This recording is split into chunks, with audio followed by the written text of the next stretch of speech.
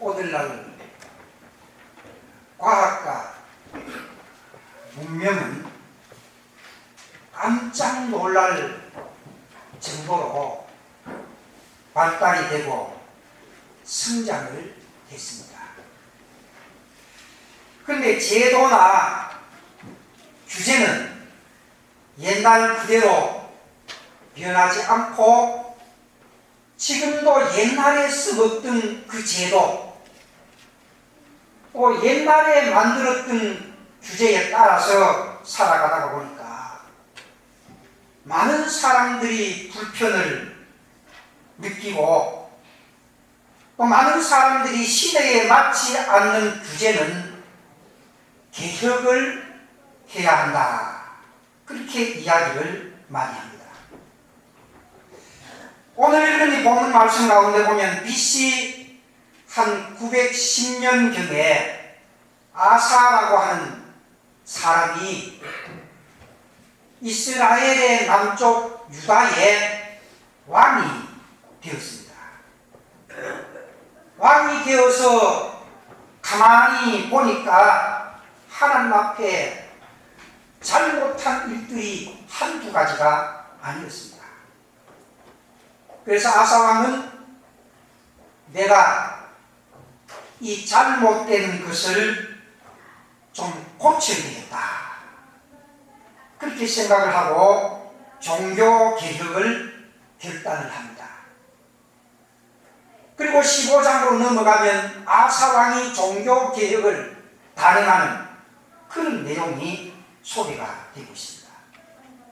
그래서 오늘은 아사왕의 신앙개혁이라고 하는 그런 제목으로 말씀의 은혜를 받고자 합니다. 요사이 사회 전반에서 개혁이라고 하는 말들을 많이 합니다. 우리가 익히 정치 개혁을 해야 된다. 그런 얘기를 많이 들어봅니다. 또 교육 개혁도 해야 된다. 요사이 군에서 많은 사고들이 터집니다. 그래서 군대도 개혁을 해야 된다.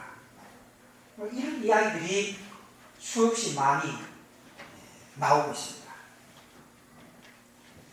물론 거기에 책임자들이 막 개혁을 하려고 많이 노력을 하리라고 생각을 합니다만은 오늘 우리는 예수를 믿는 신앙인으로서 지금까지 내가 신앙생활을 한다고 하면서도 고쳐야 할 잘못된 그런 일들은 없는지, 우리의 신앙이 탈선이 되어서 형식주의에 치우치고 독선적이고 세속적인 그런 잘못된 방향으로 우리의 신앙이 점점 나아가고 있는데도 고치려고 하는 생각은 있는지 한번 생각해 볼 필요가 있습니다. 우리가 지난까지 신앙생활을 쭉 잘한다고 해왔지만 신앙생활을 내 하나의 삶의 수단으로 이용하는 그런 경향들은 없는지 내 자신의 신앙을 한번 돌이켜 점검해보고 잘못된 신앙이 있다고 한다면은 우리도 가감하게 이런 신앙을 개혁하는 그런 모습이 필요한 줄로 믿습니다. 자신의 신앙을 잘 살펴서 개혁주의 신앙으로 돌아가야 합니다. 그러면 성공적인 신앙 개혁은 어떻게 이루어지느냐? 짧은 시간에 한 세 가지로 간단하게 말씀을 좀 드리려고 합니다. 첫 번째는 하나님을 믿는 사람들이 하나님 앞에 진심으로 돌아와야 됩니다. 껍데기만 돌아오는 것이 아니라 정말로 내 마음이 하나님 앞으로 진심으로 돌아와야 와야 된다. 솔로몬 왕이 되어서 나라를 통치를 하면서 이방의 여인들을 많이 데리고 왔습니다. 후궁으로. 이방의 여인들을 많이 데리고 오면서 이방 사람들이 섬기는 신들도 같이 수입을 해가지고 왔습니다. 그래서 이스라엘 나라는 하나님을 섬기는 나라임에도 불구하고 솔로몬 말기에는 온갖 수많은 우상이 이스라엘에 들어와서 수많은 우상들을 섬기는 그런 나라가 되어버리고 말았어요. 그래서 아사라고 하는 왕이 올라가서 가만히 보니까 하나님을 섬겨야 할 나라가 하나님은 뒷전이고 온갖 우상 섬기는데 정신이 없단 말이에요. 그래서 아사왕은 즉위를 해서 2절 말씀 가운데 보면 하나님 보시기에 선과 정의를 행하였다. 하나님 앞에서 바로 살자. 그런 마음가짐을 가지고 3절에 보면 이방 제단과 산당을 없애고 주상을 깨뜨리고 아세라상을 찍어버렸다. 우상을 타파했단 말입니다. 하나님을 잘 섬겨야 할 나라인데 하나님을 잘 섬기지 아니하고 오히려 우상을 섬기니까 이거 잘못되었다. 그래서 우상을 타파하자. 그리고 4절 말씀 가운데 보면 율법과 명령을 지키고 하나님의 말씀으로 돌아가서 하나님의 말씀을 지키고 5절 말씀 가운데 보면 산당과 태양상을 없애고 그렇게 말입니다.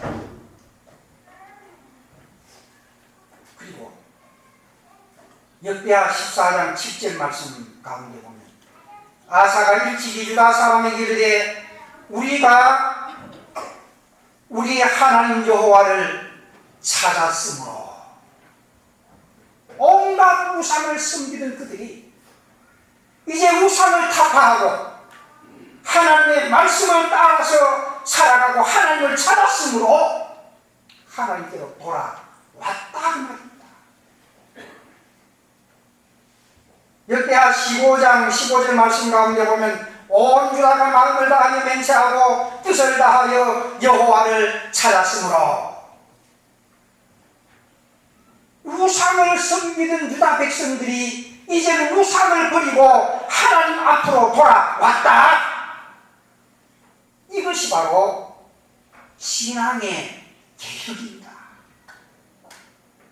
겉으로는 하나님 믿는다 그랬죠. 겉으로는 예수를 믿는다 그러죠. 겉으로는 나도 신앙생활을 잘 한다고 그렇게 하죠. 그렇지만 속에 들어가 보면 하나님도 없고 예수님도 없고 신앙도 없고 형식적으로만 예수 믿는 척하고 하나님 믿는 척하고 신앙생활하는 척하는 그런 사람들이 없잖아 많이 있다는 것입니다.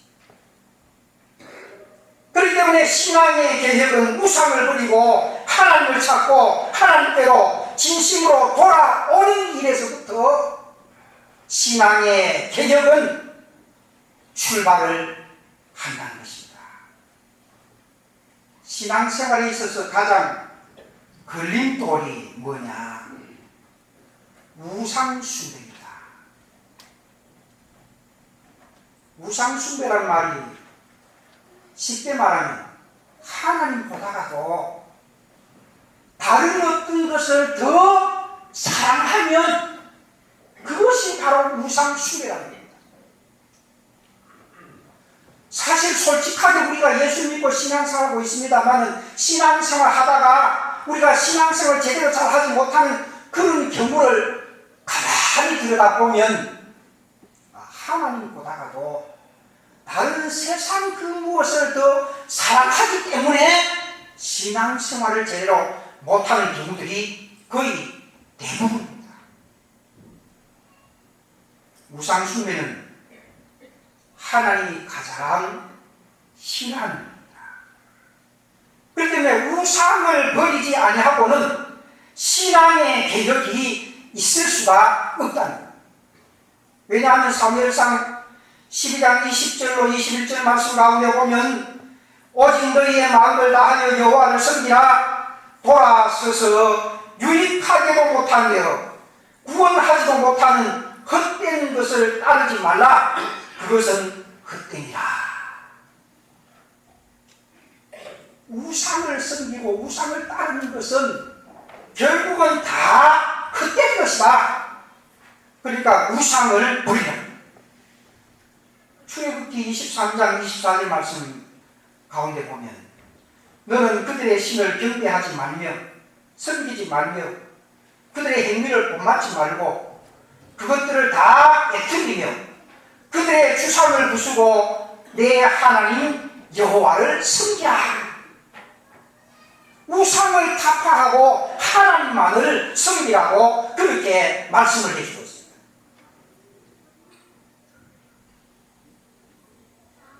오늘 이 자리에 참석한 여러분들, 나는 우상 섬기지 않는 신앙인이야.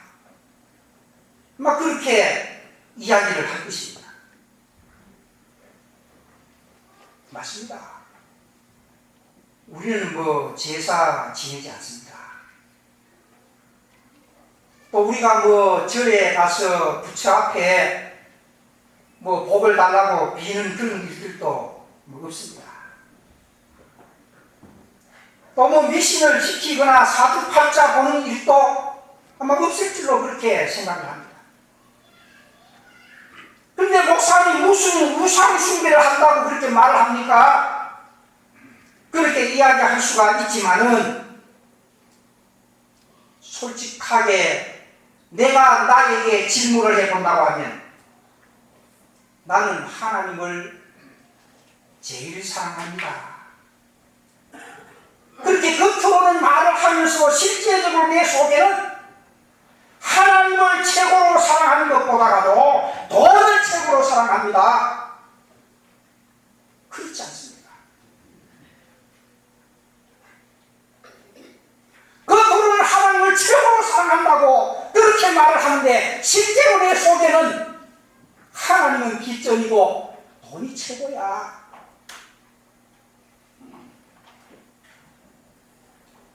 그런 마음이 없느냐 그 말이죠. 우리가 겉으로는 예수님이 최고라고 하면서도 내 속에는 아니야, 내가 최고야. 그래서 예수님은 뒷전이고 내가 최고라고 나를 나타내고 나를 주장하고 내가 하나님보다도 더 높이 올라가는 거예요. 그래서 내 마음에 들면 하고 내 마음에 안 들면 어떤 것이라도 아니요 하는 내 속에 내라고 하는 우상이 자리를 잡고 있어서 예수님이 내 마음속에 들어올 자리가 없습니다. 그러므로 진정한 신앙의 계획은 우상을 버리고 하나님께로 진심으로 돌아오는 일이라는 것을 명심하고 오늘 우리 모두는 내 속에 있는 내라고 하는 우상을 버리고 하나님께로 진심으로 돌아올 수 있는 여러분들이 되시기를 주님의 이름으로 축원합니다. 두 번째는 신앙의 계력은 하나님 앞에 도와달라고 기도해야 됩니다. 역대하 14장 11절 말씀 가운데 보면 아사가 그의 하나님 여호와께 부르짖어 이르되 여호와여 강한 자와 약한 자 사이에는 주밖에 도와줄 이가 없사오니 우리 하나님 여호와여 우리를 도우소서. 주는 우리 하나님이시오니 원하건대 사람이 주를 이기지 못하게 하옵시며 강한 약한 자 사이에 도와줄 자는 오직 하나님 한 분뿐이다. 그렇게 생각하고 하나님 앞에 도와달라고 기도했던 것입니다. 세상에 모든 것이 우리가 육신의 눈으로 볼 때는 사람이 다 한 것처럼 그렇게 보이지만은, 그러나 이 세상에 되어지는 모든 일들은 하나님의 도우심이 없으면 하나도 되어지는 일이 없는 것입니다. 우리가 지금 이 자리에 앉아서 하나님 앞에 예배드리는 이 순간도 하나님의 도우심이 없다고 하면 예배를 드릴 수가 없을 것입니다. 신앙의 모든 것은 하나님의 도우심으로 되어진다고 한다면 신앙의 개혁 역시 마찬가지로 하나님의 도우심이 없으면 신앙의 개혁이 있을 수가 없는 겁니다. 여러분, 우리는 다 인간이기 때문에 허물이 있습니다. 다 단점이 있습니다. 신목사도 고쳐야 할 일들이 있습니다. 그런데 그게 잘 됩니까? 잘 고쳐집니까? 잘 안 고쳐져요. 잘 안 고쳐져요. 고쳐야 되겠는데 그렇게 생각은 하고 있으면서도 잘 고쳐지지 않는다고 합니다. 왜 그럴까요? 고친다는 것이 내 결심으로, 내 마음으로, 내 생각처럼 그렇게 쉽게 되어지는 것이 아니기, 고치는 것도 하나님이 역사를 해야 되는 거예요. 하나님이 도와주어야 고칠 수 있는 것이 내 마음대로 고쳐지는 것이 아니고. 잠언 16장 9절 말씀 가운데 사람이 마음으로 자기의 길을 계획할지라도 그의 걸음을 인도하실 이는 여호와시니라. 그랬어요.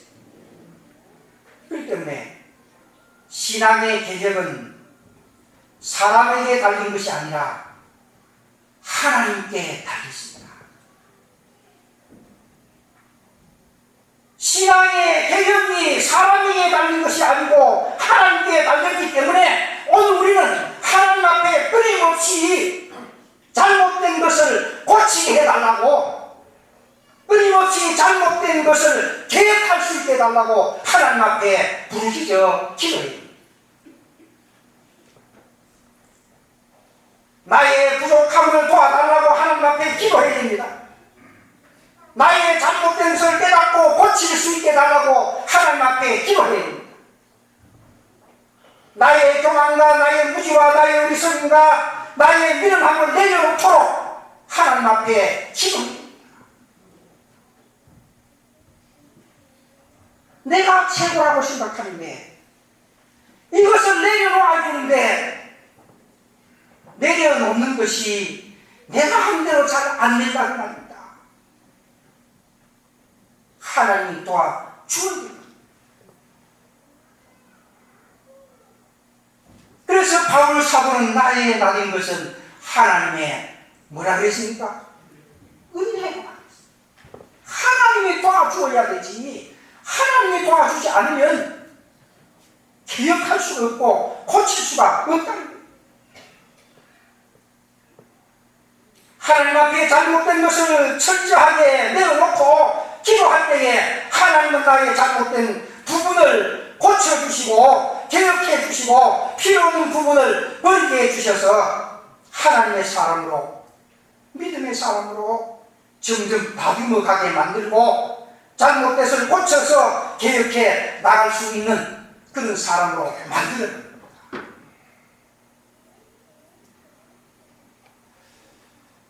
중학교 때 물리 시간에 흙탕물을 여과를 해서 맑은 물로 만드는 그런 시험을 했습니다. 지금은 머릿속에 기억이 납니다. 캄보디아를 갔는데 캄보디아는 우물을 파면 그 우물물이 전부 바닷물처럼 짜서 먹기가 거북하다는 겁니다. 그래서 그것을 여과를 해야 된다, 그런 얘기를 했습니다. 걸러내서 마실 수 있는 물로 만들면 그게 우리 집에 있는 뭐예요? 정수기입니다. 정수기. 더러운 물을 정수해서 만든 물을 우리가 마시는 겁니다. 개혁이라고 하는 것입니다. 잘못된 거, 나쁜 거, 하나님이 원하지 않는 것을 가감하게 우리가 잘라버리고 버리고 하나님이 기뻐하고 하나님이 좋아하는 그런 모습으로 점점 다듬어가고 고쳐나가는 그것이 바로 신앙의 계획입니다. 이게 내 생각처럼 내 마음처럼 안 되기 때문에 하나님, 이거 하나님 앞에 잘못했습니다.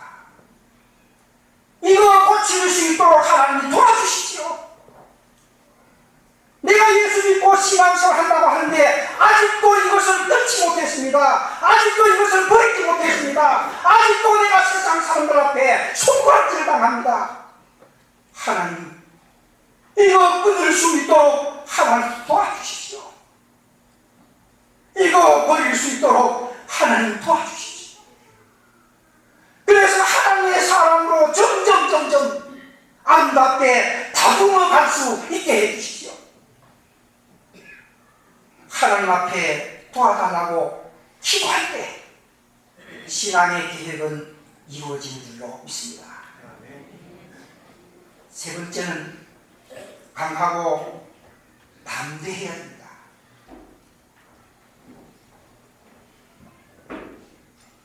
내 잘못된 거 고치는 거, 내 필요 없는 거 버리는 거, 내 마음대로 잘 안 된다고 앞에서 말씀을 드렸습니다.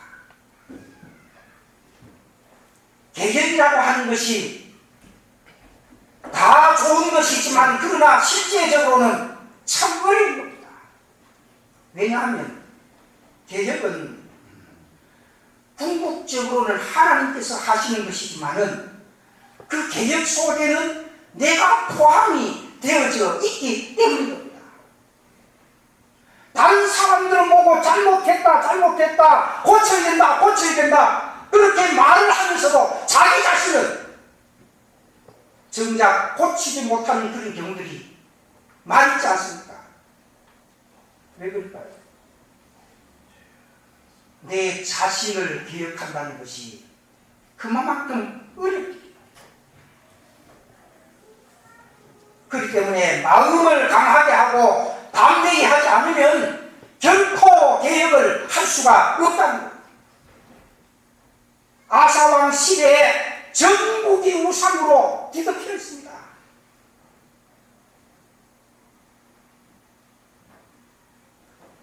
이렇게 이야기를 하면서 나라를 맡은 지도자들, 또 지방의 책임을 맡은 그 지도자들을 예수 믿는 사람들만 예천 국민이라고 하면 얼마나 좋겠어요.